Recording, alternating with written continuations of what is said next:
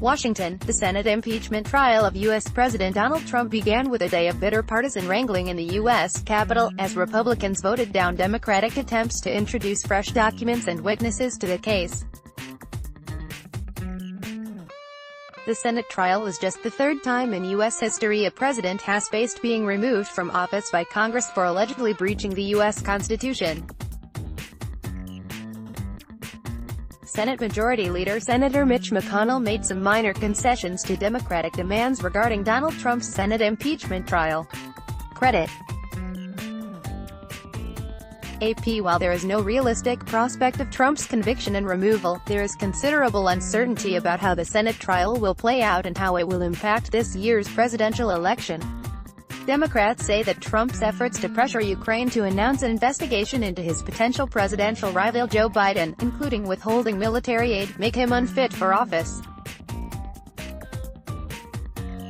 Advertisement: Republican Senate Leader Mitch McConnell, under pressure from Democrats and some moderate Republicans, agreed to soften the rules for how the trial will proceed and to slow down a process that was set to move at lightning speed. McConnell had proposed that the Democratic House managers and Trump's defense team make their arguments over just 2 days each, a rule that would have ensured much of their evidence was presented late at night, and in the early hours of the morning. Instead, it was agreed that two sides will now have 3 days each to lay out their arguments for Trump's conviction and his acquittal.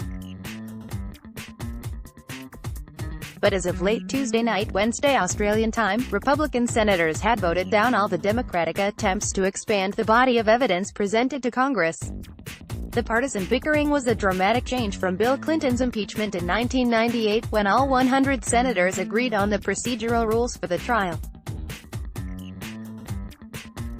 Democratic Senate Leader Chuck Schumer unsuccessfully sought to subpoena documents from the White House, the State Department and the Pentagon that could shed light on the president's dealings with Ukraine. All 53 Republican senators voted down these attempts, as they did an amendment seeking to subpoena acting White House Chief of Staff Mick Mulvaney to testify. While the impeachment trial commenced in Washington, Trump was the keynote speaker at the World Economic Forum in Davos, Switzerland. Credit: AP. A trial with no evidence is not a trial at all, it's a cover-up, Schumer said. This is a historic moment. The eyes of America are watching. Republican senators must rise to the occasion. White House counsel Pat Cipollone said the Democrats' bid to introduce witnesses and documents showed that they were pursuing a flimsy case against the president. It's a partisan impeachment they've delivered to your doorstep in an election year, Cipollone said. Some of you should be in Iowa, he added, a reference to Democratic presidential hopefuls Bernie Sanders, Elizabeth Warren and Amy Klobuchar. Instead we're here and they're not ready to go. It's outrageous. Senators are required to attend the trial in Washington 6 days a week, curtailing the ability of some Democratic contenders to campaign ahead of the crucial Iowa caucuses on February 4. The Capitol building is hosting the third-ever impeachment trial for a U.S. president. Credit: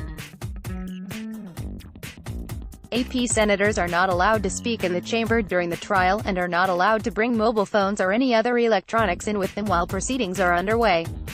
Some moderate Republican senators, including Mitt Romney and Susan Collins, have said they may vote to subpoena witnesses but only after both sides present their arguments to the Senate. In December, the Democrat-controlled House of Representatives voted to impeach Trump for abuse of power and obstruction of Congress, offenses they said amounted to high crimes and misdemeanors. No House Republicans voted to impeach Trump, and it is possible that no Senate Republicans will vote to remove him from office.